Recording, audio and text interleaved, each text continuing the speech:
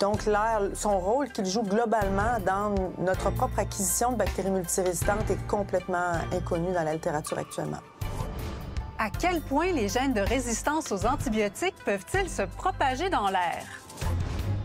Une bactérie qui a réussi à passer à travers toutes ces étapes, qui se retrouve dans les bioaérosols, qui a acquis des gènes de résistance aux antibiotiques, c'est déjà un survivor. Quels risques posent ces bactéries aéroportées? Aussi à l'émission, un écureuil à la rescousse des astronautes. Mamba, un drone botaniste. Et se chauffer avec les égouts. Ici Gaëlle Lucia Berdoux en remplacement de Charles Tisser. Bienvenue à Découverte.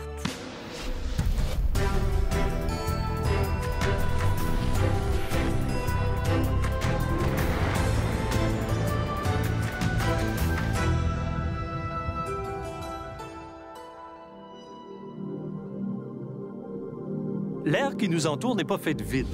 L'air est plein, plein de particules fines, des poussières, du pollen, des peaux mortes. Mais il y a aussi des micro-organismes, des virus ou des bactéries qui peuvent se déplacer dans l'air ou se fixer sur ces particules fines. C'est ce qu'on appelle des bioaérosols. Maintenant, la question qu'on se pose aujourd'hui, c'est est-ce que des bactéries, vivantes ou mortes, qui seraient porteuses de gènes de résistance aux antibiotiques, pourraient se déplacer sur de longues distances et venir contaminer nos milieux de vie? C'est à Québec, au Centre de recherche de l'Institut universitaire de cardiologie et de pneumologie, que s'amorce ce grand projet de recherche. Une étude de l'air, aussi bien dans les milieux de soins que les milieux agricoles, dans les campagnes comme dans les villes, au niveau du sol et dans l'atmosphère. Caroline Duchesne, experte en matière d'aérosols, pilote le projet qui fait appel à différents groupes de chercheurs et d'expertise, ici et à l'étranger. Donc, l'air, son rôle qu'il joue globalement dans notre propre acquisition de bactéries multirésistantes est complètement inconnu dans la littérature actuellement. Mais aussi, on ne sait pas encore comment intégrer les valeurs de l'air dans les calculs de risque individuels ou de population.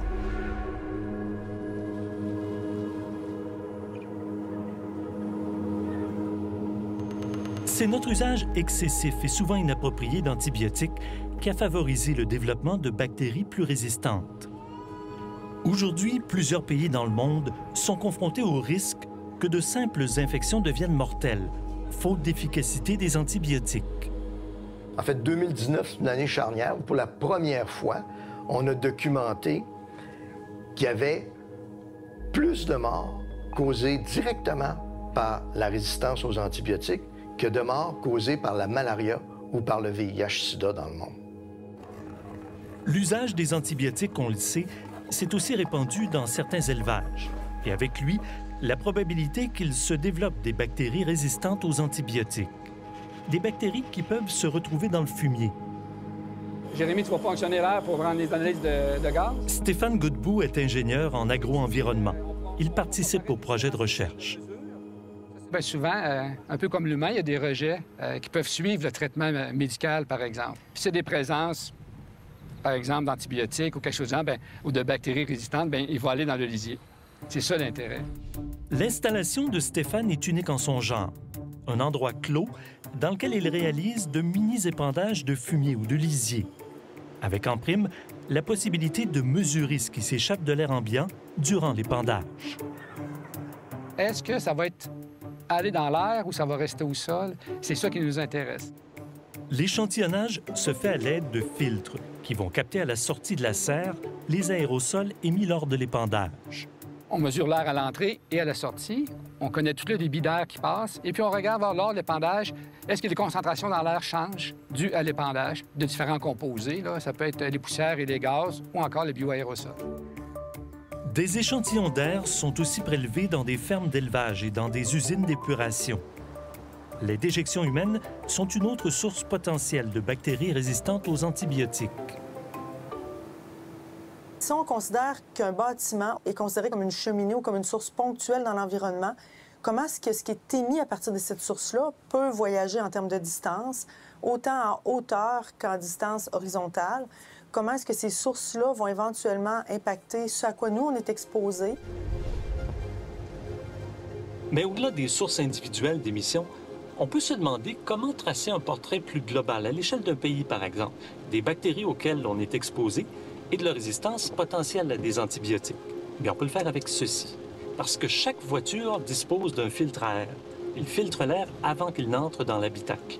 Il va donc capturer des poussières ou des bactéries. Et Paul George en a récupéré dans 51 villes au Canada.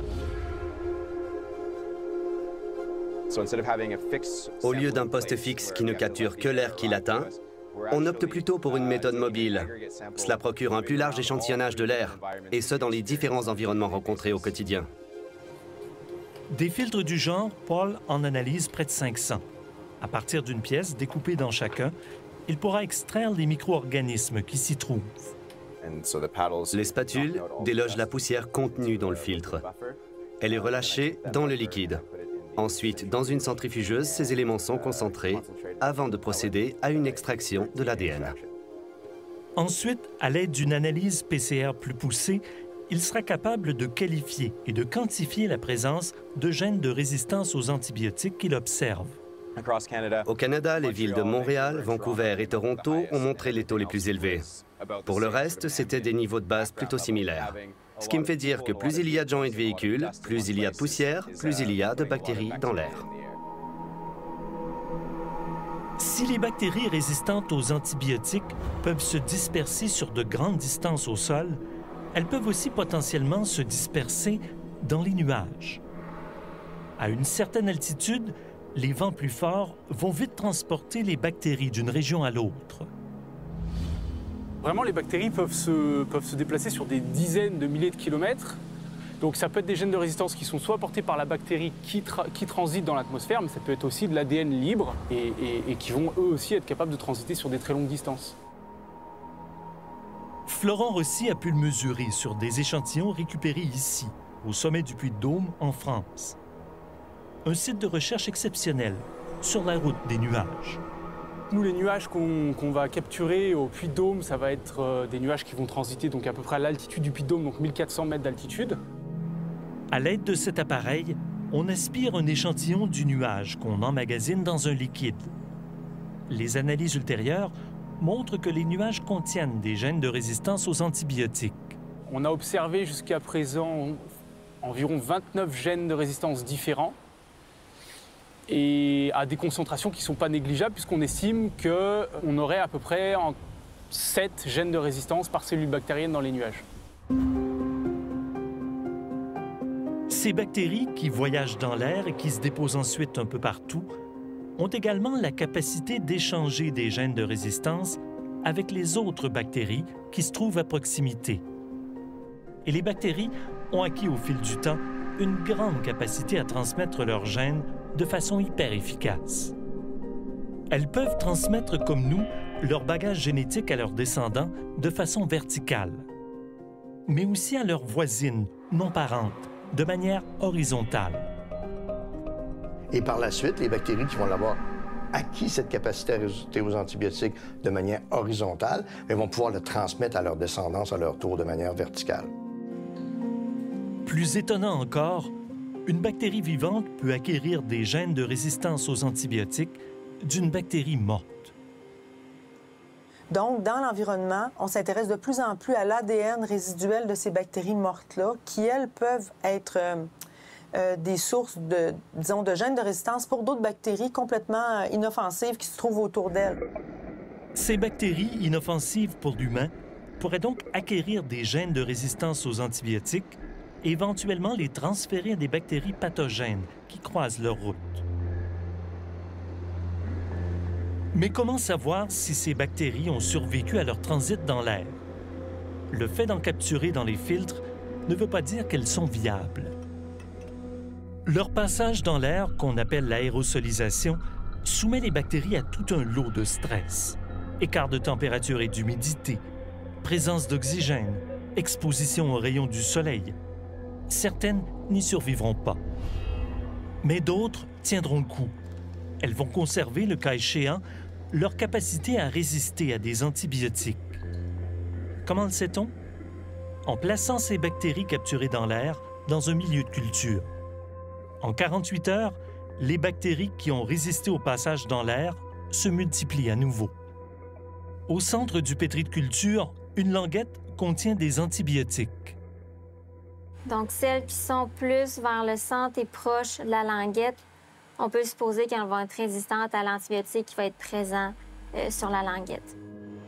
Une preuve que certaines de ces bactéries s'acclimatent à tout, même au stress qu'elles subissent dans l'air. En fait, il faut déjà prendre pour acquis qu'une bactérie qui a réussi à passer à travers toutes ces étapes, qui se retrouve dans des bioaérosols, qui a acquis des gènes de résistance aux antibiotiques, c'est déjà un survivor. Mais ces survivantes ont-elles le potentiel de se multiplier en nous quand on les inhale ou les avale? Est-ce qu'elles peuvent coloniser l'intestin, par exemple les voies respiratoires, donc s'installer et bien sûr survivre, et peut-être même transférer leurs gènes à d'autres types de bactéries? Et c'est notre rôle dans mon laboratoire d'aller vérifier cette hypothèse. L'expérience sera menée à l'aide des souris. La méthode employée sera similaire à celle utilisée dans le passé pour d'autres types de tests, soit l'ingurgitation d'une solution contenant dans ce cas-ci des bactéries résistantes aux antibiotiques récoltées dans l'air. D'autres souris y seront exposées par les voies nasales. Peut-être qu'il y a des bactéries dans l'intestin qui vont en fait prévenir la croissance de ce nouveau venu dans l'écosystème. Est-ce que l'expression des gènes de résistance aux antibiotiques va être la même? Est-ce qu'elle va être augmentée? Est-ce qu'elle va être diminuée? Ça, on va pouvoir l'analyser, le démontrer dans ces études. Les résultats à venir devraient permettre de mesurer à quel risque on s'expose, en général dans notre environnement ou selon notre proximité des sources potentielles d'émission de ces bactéries. On n'est pas obligé de trouver un problème. On veut juste voir comment ça contribue, si ça contribue et à quelle mesure. Mesurer le risque, c'est quelque chose de très, très, très, très difficile parce que contrairement à des agents chimiques, par exemple, pour lesquels on a des recommandations, on connaît très bien la toxicité ou la toxicologie ou la cinétique d'un produit, on n'est pas capable de dire encore, et ça pour aucun bioaérosol. Quand vous êtes exposé à plus que tant, vous avez tel risque de développer tel problème. Le problème avec les micro-organismes résistants aux antibiotiques, c'est que l'air pourrait les faire voyager beaucoup plus vite et plus loin qu'on ne le pense.